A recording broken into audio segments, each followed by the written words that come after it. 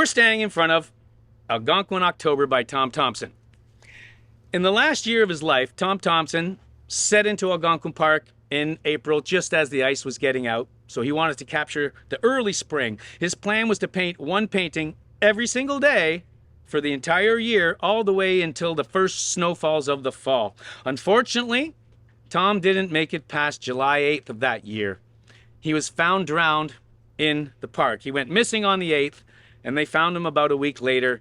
His body came to the surface. Now, the strange thing about it is that both his paddles were lashed into his canoe as if he was on a portage, which means there might have been some foul play, because if Tom Thomson was actually paddling the canoe, there would have been a third paddle.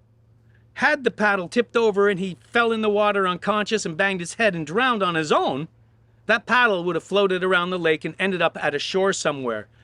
When Tom went missing, that didn't happen. So his friends knew something was wrong right away, and they set out search parties all around Canoe Lake. They searched that lake high and low, every bay, every nook, any cranny. They did not find a floating paddle on its own.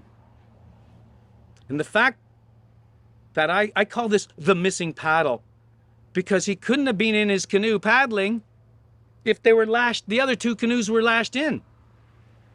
Speculation is something really bad happened to Tom, and he was put in his canoe, and the canoe was then dumped over, because the canoe was found the same day, but that missing paddle never did show up.